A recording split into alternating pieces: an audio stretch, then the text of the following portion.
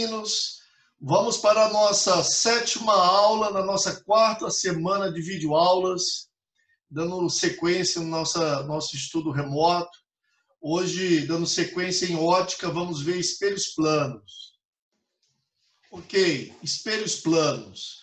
Hoje, o nosso objetivo é observar as características das imagens refletidas pelos espelhos planos. Então, esse conteúdo está no nosso livro 2, na frente B, na página 281. Vamos começar relembrando os dois tipos de reflexão que nós temos.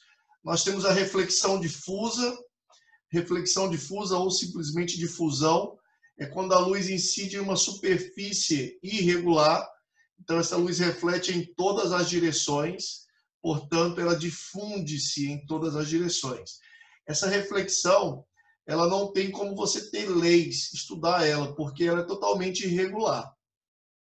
Já na reflexão regular, ou simplesmente reflexão, os raios refletidos, os raios incidentes, eles vão incidir numa superfície plana, refletora, e esses raios vão ser refletidos numa direção e num sentido que eles podem ser estudados. Portanto, nós vamos estudar hoje a reflexão regular da luz nos espelhos planos. Vamos começar vendo as duas leis da reflexão. Existem duas leis da reflexão da luz em espelhos planos. A primeira lei e a segunda lei. Primeiro vamos relembrar os elementos, tá?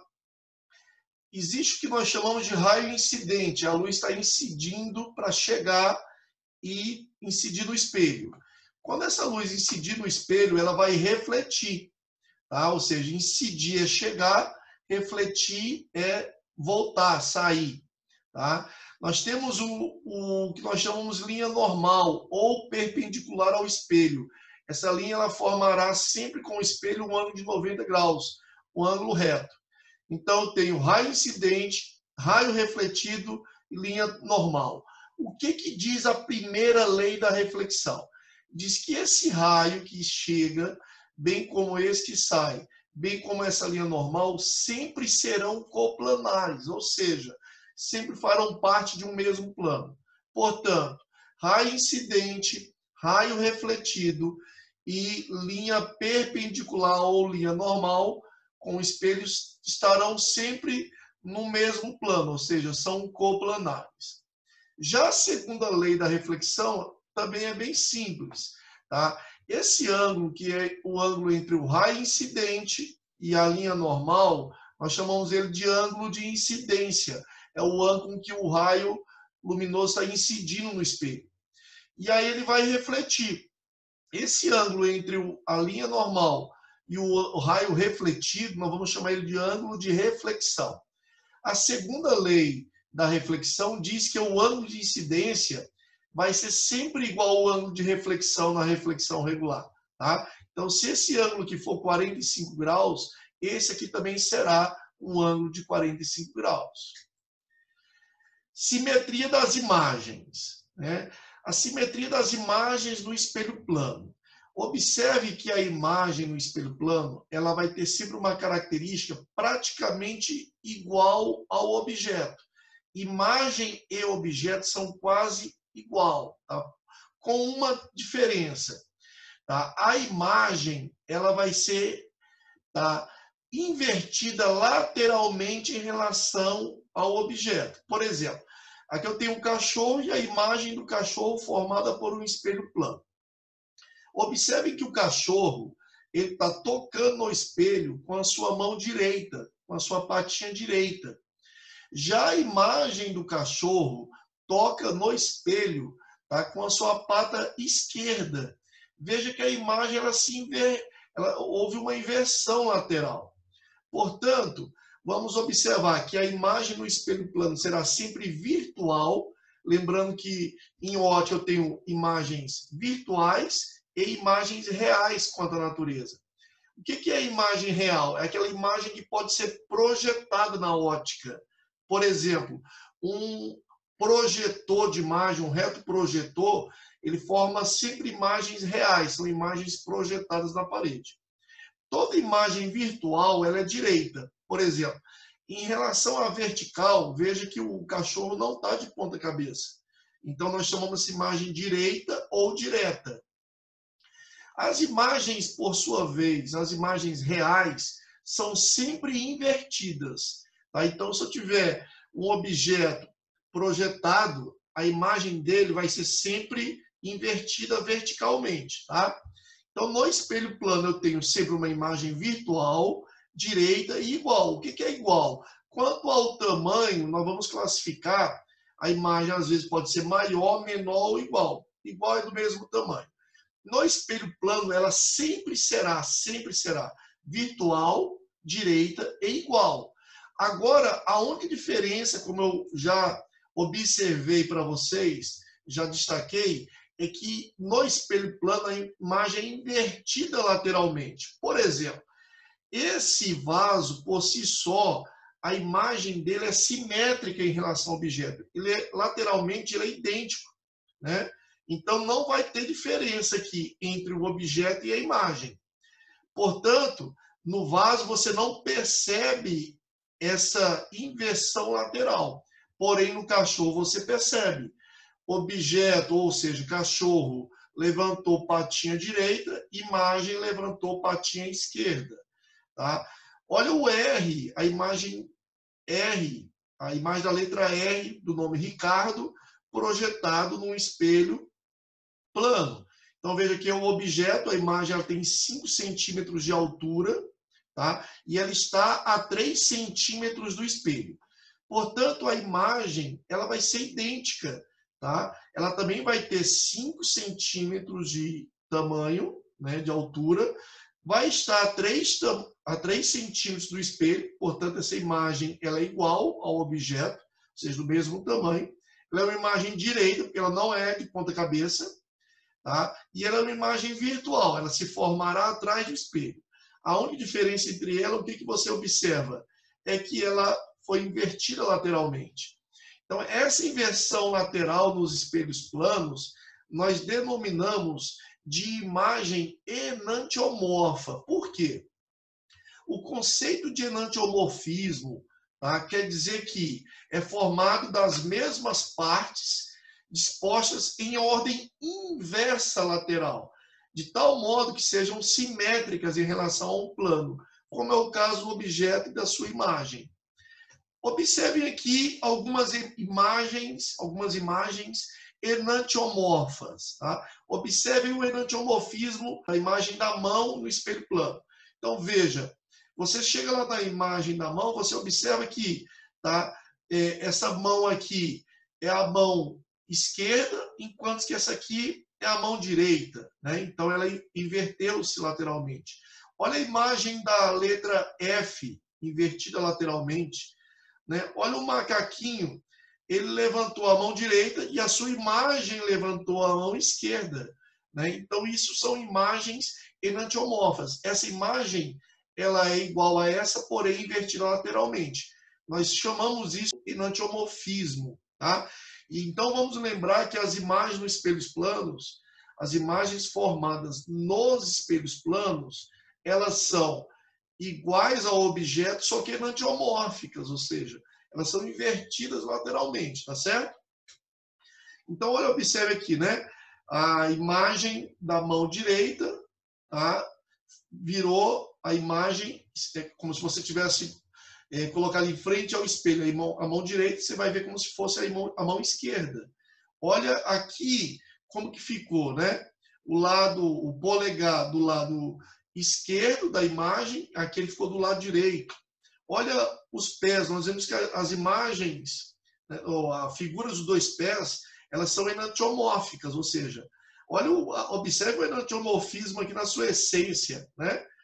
Essa imagem ela é idêntica a essa, porém com uma inversão lateral. Isso é enantiomorfismo, tá certo? Observem como que o nome da ambulância é escrita nesse carro do SAMU. Veja, por que ela é escrita assim, invertida lateralmente? Bombeiro, SAMU, né? Por quê? Porque Quando você olhar pelo retrovisor plano do teu carro, tá? Você vai ver aquela imagem que está atrás da ambulância que vem te seguindo, invertida lateralmente. Consequentemente, você vai ver o nome ambulância perfeito, o nome bombeiros perfeito e o SAMU perfeito. Tá? Então, as imagens nos espelhos planos, elas são invertidas lateralmente. Olha como que fica o N projetado no espelho, né? Ele fica invertido lateralmente. Olha o relógio. O relógio está marcando, tá? Sempre lembrando, gente, ó, eu tenho aqui, a gente caracteriza o espelho plano sempre nesse estracejadinho a parte de trás dele, tá? Então, os objetos estão projetados na frente do espelho e as imagens se formam dentro do espelho. Então, o N, projeção do N, aqui um relógio analógico marcando 2 horas, tá? A sua imagem marcará 10 horas, né? Então, veja que a imagem, tá, de um espelho, tá? Ele vai formar um horário para você equivocado. Se você olhar para um relógio analógico através de um espelho plano, você vai ter um erro na visualização dessa imagem. Você vai estar lendo 10 e, na verdade, são 2 horas. Olha essa questão.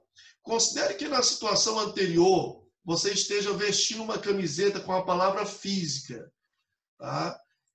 Conforme a figura. Se você colocar de frente para o espelho plano a palavra física refletida, se apresentará como mostrado em qual das alternativas? Então, você está com uma camisa escrita a palavra física. Você foi para frente de um espelho plano e se olhou através do espelho plano. Como que você vai ver a formação ou a imagem da palavra física? Qual seria a alternativa que você marcaria? Observem, né? Qual que é o enantiomorfismo perfeito da palavra física, ou seja, em qual delas ela está invertida lateralmente, né? Então, a resposta correta é a letra A, para quem citou, quem conseguiu já observar a letra A. Veja que a palavra física, ela se inverteu aqui exatamente. Ó, o A ficou o A por si só, ele já é uma letra simétrica, ou seja, a sua imagem é idêntica, né? O C invertido lateralmente, o I também é simétrico, o S inverteu, o I, olha o acento, né? Enquanto que o acento que está, vamos supor, o acento agudo está inclinado diagonalmente no sentido da direita, que está no sentido da esquerda. E o F também invertido lateralmente. Vejamos por que as outras alternativas estão erradas. Na letra B, qual é o erro aí na letra B? O F. O F não estava invertido lateralmente. Na letra C, qual que é o erro? O C, né, não está invertido lateralmente, nem o F. Na letra D, nós temos o C. E na letra E, o C, o S e o F, que não estão invertidos, né? Então, a única alternativa correta é a letra A. Vamos dar sequência. Agora, a parte de translação do espelho plano.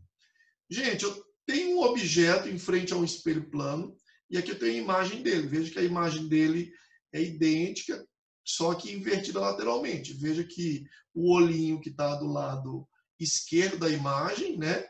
Aqui está do lado direito, tá certo?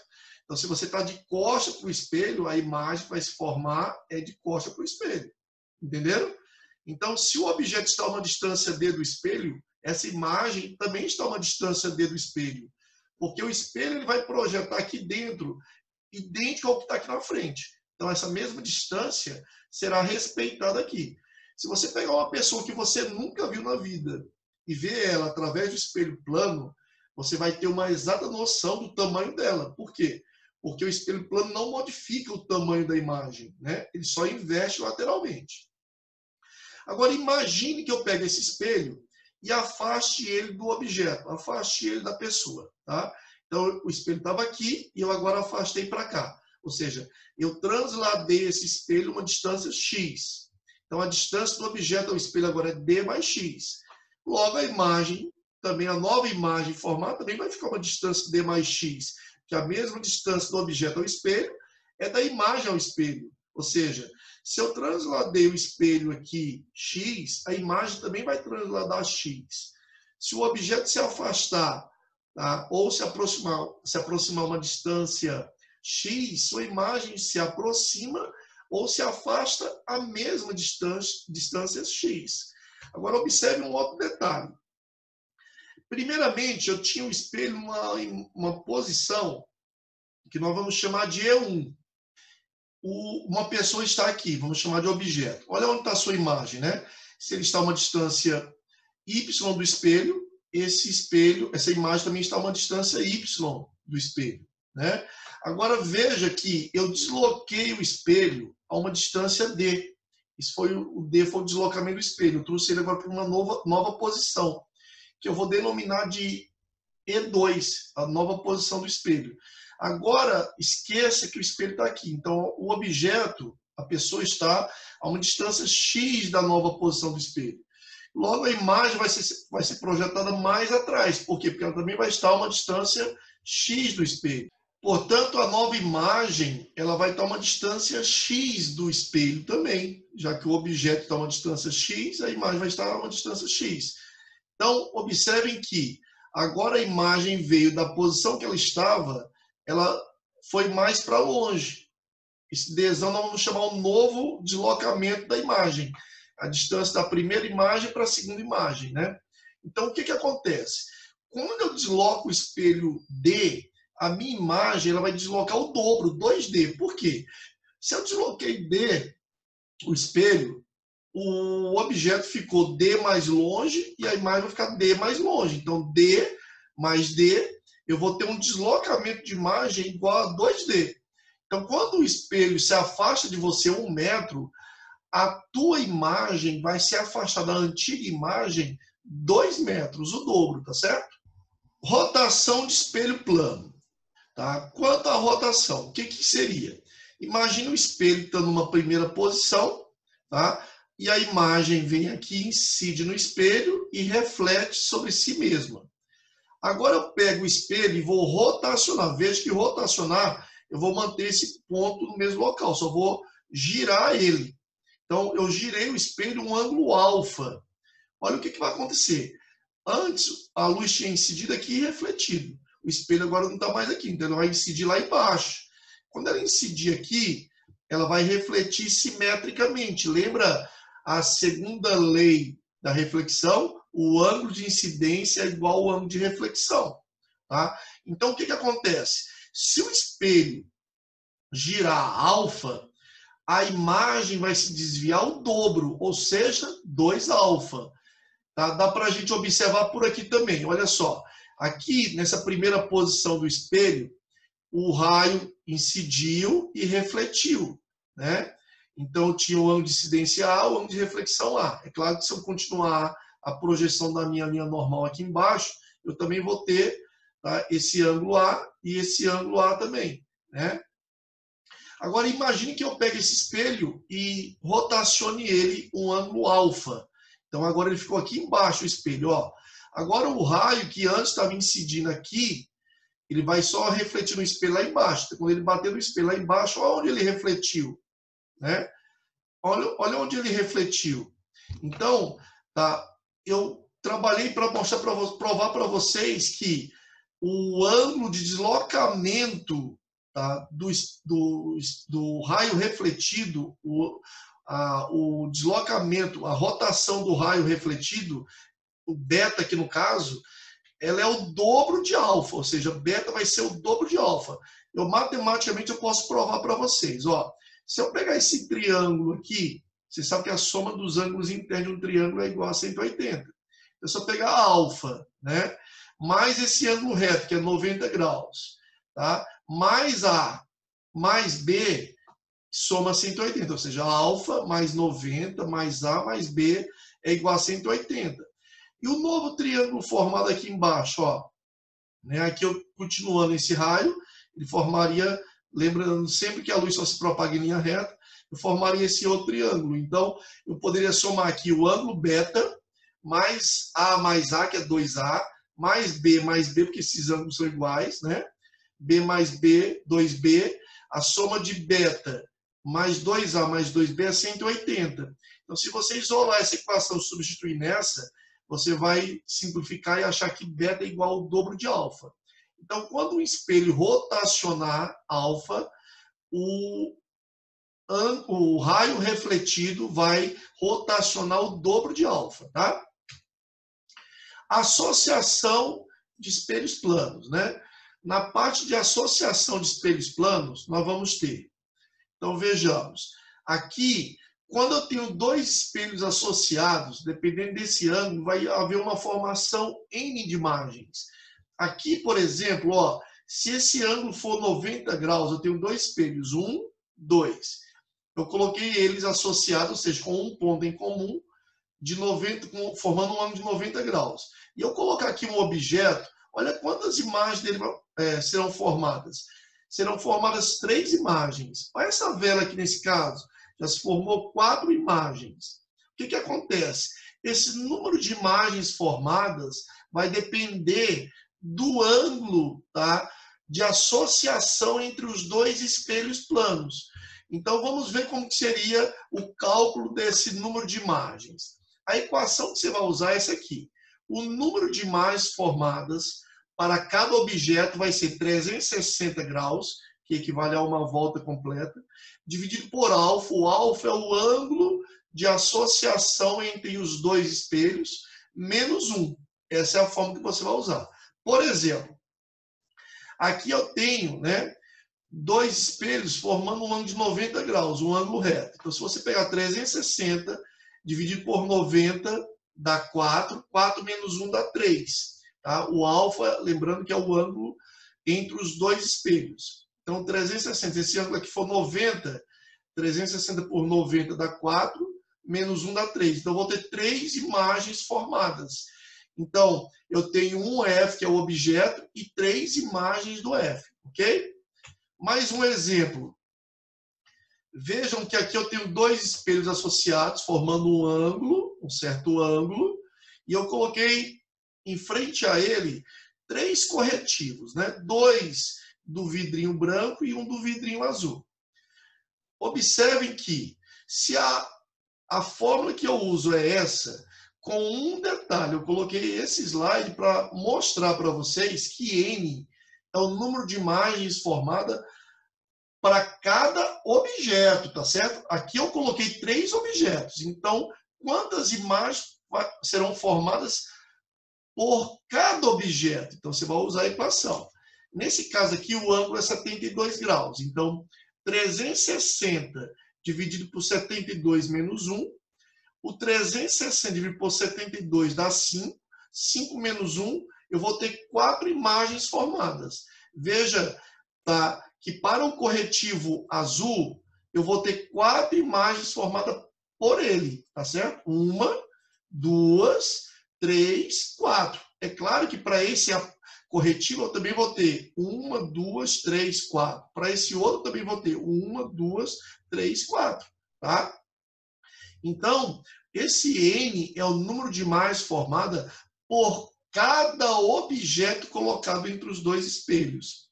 Então, fiquem muito atentos quanto à pergunta no Enem ou no vestibular. Imagine que nessa questão ele te peça o número de imagens formada por cada corretivo. Então, eu vou ter para cada corretivo, né, para cada vidrinho, eu vou ter 4 imagens formadas. Agora, suponhamos que eu te peça o número total de imagens formadas. Como eu tenho 3 objetos, e cada objeto formou 4 imagens, então 3 vezes 4, eu vou ter 12 imagens formadas. Olha só, 1, 2, 3, 4, 5, 6, 7, 8, 9, 10, 11, 12 no total. 12 imagens formadas. Mas ainda assim a pergunta poderia ser diferente. Suponhamos que a pergunta foi a seguinte: eu estou localizado logo atrás da mesa, né? Logo atrás dos corretivos. Quantos corretivos eu vou ver? Então eu vou ver 15 corretivos. Por quê? Eu vou ver as 12 imagens mais os 3 corretivos reais. Ou seja, 3 objetos mais 12, eu vou ver um total de 15 imagens. É claro que 12 são virtuais. 3 são, de fato, corretivos, né? Mas eu estaria vendo 15 corretivos, tá certo? Então, depende de como a pergunta é feita, tá certo? Outra coisa importante na associação de espelhos, tá? É que essa equação só é válida em duas situações. Quando 360 dividido pelo ângulo formado entre os espelhos for um número par, por exemplo, tá? Suponhamos que 360 por 90, quando o ângulo entre os espelhos aqui é 90, ó, né? 360 por 90 dá 4, ou seja, é um número par. Nesse caso, o objeto ele pode estar em qualquer posição entre os espelhos. Então, veja que mesmo colocando o vaso mais próximo desse espelho, eu vou conseguir ver as 3 imagens, tá certo? Então, 360 por 90 dá 4, 4 menos 1, 3 imagens. Eu estaria vendo 4 vasos, porém um é objeto e 3 imagens. Então, em qualquer posição que você colocar, você vai ver as 3 imagens.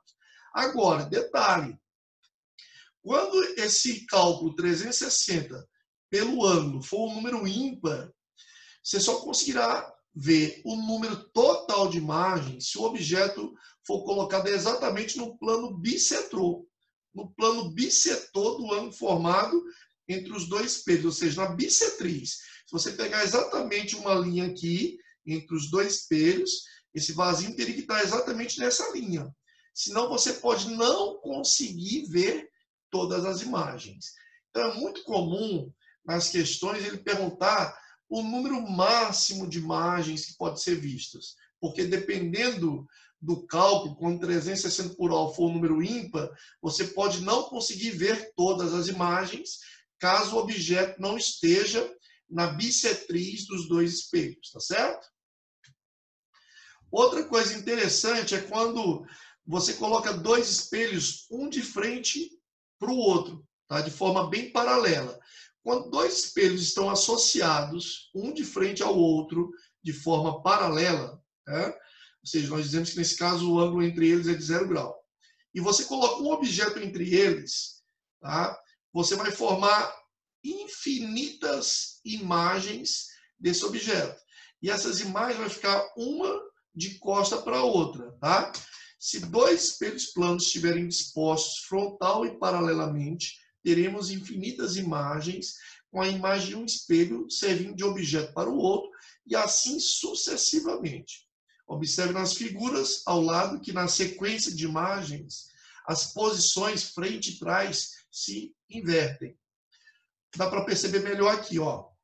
Dois espelhos, um de frente ao outro, paralelos entre si, e eu coloquei um bule entre eles. Olha, olhando só para um lado, ó, quantos bules eu vou ver?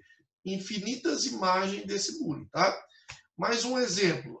Olha aqui, tá? Eu vou ver infinitas imagens dessa moça porque eu tenho um espelho de frente para o outro, tá?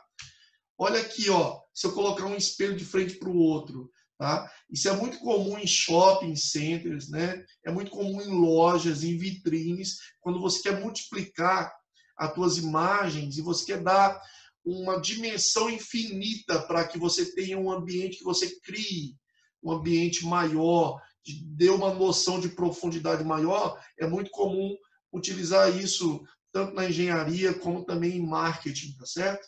Então aqui temos um exemplo. Olha quantos sofás foram projetados? Infinitas imagens. Olha aqui esse cara, como que ele fez essa selfie dele, né? Imagina um espelho de frente para o outro, ele foi lá e tirou uma selfie. Olha quantas imagens dele foi formada, né? Porque eu tenho um espelho de frente para o outro. Ele está vendo uma imagem idêntica a essa aqui, no espelho que está projetado na frente dele. Então, na verdade, um espelho vai formando uma imagem da outra imagem e assim sucessivamente. Por isso se forma infinitas imagens, tá certo? Bem legal, né? Mais um detalhe, mais uma curiosidade nessa parte de espelhos planos, tá? De formação de imagens, simetria de imagens nos espelhos planos. Eu perguntaria para vocês, qual que seria a altura mínima de um espelho para você poder ver toda a sua imagem refletida nele?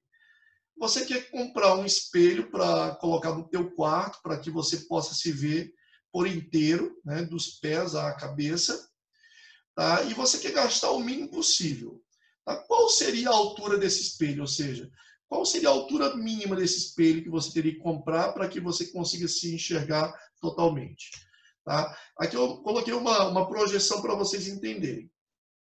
Independentemente do tamanho da testa da pessoa, tá? Independentemente da altura dos olhos, o que importa? O que importa é que, tá, a imagem ela vai ser projetada até os olhos. Então, imagine um raio saindo aqui dos olhos, chegando até a extremidade superior da cabeça, né? Lá na parte de cima do cabelo. E depois, ele olhando para a parte inferior dos pés, né? É claro que essa imagem da pessoa se formou aqui dentro do espelho, né? Ele está vendo, a imagem está batendo no espelho e refletindo. Por isso ele está se enxergando dentro do espelho. Veja que é uma imagem virtual direita, igual, ou seja, do mesmo tamanho, só que invertida lateralmente. Tá? Essa pessoa ela tem 1,70 m de altura. Os olhos dela estão a 1,60 m. A pergunta é, qual seria o tamanho mínimo do espelho? Ou seja, o espelho só precisaria ter um tamanho D. Qual seria essa altura mínima do espelho? Tá? Então, nesse cálculo, eu vou mostrar para vocês o seguinte. Tá? Devido a essa projeção, nós vamos ter aqui esse triângulo semelhante a esse. Né? Esse triângulo menor é igual a esse triângulo maior. Então, essa altura, que seria o H, a altura mínima do espelho, tá, está para x, assim como a altura da pessoa, o Hzão, está para essa distância total, que é o dobro de x. Né? É que eu tenho x da pessoa até o espelho, mais x da imagem até o espelho. Então, essa distância daqui até aqui é 2x. Então, eu vou ter h está para x, assim como Hzão está para 2x.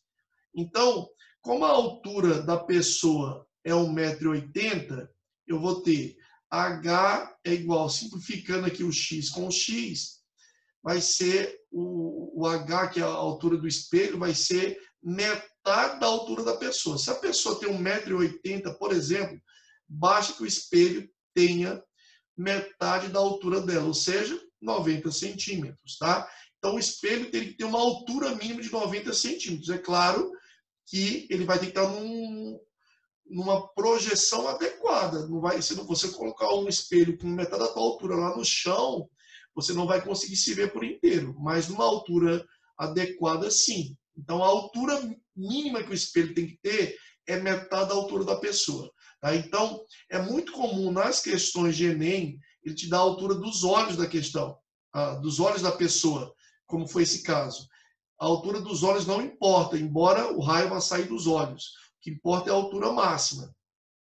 Nesse caso, esse espelho bastaria ter metade de 1,70 m, ou seja, bastaria ter 85 centímetros.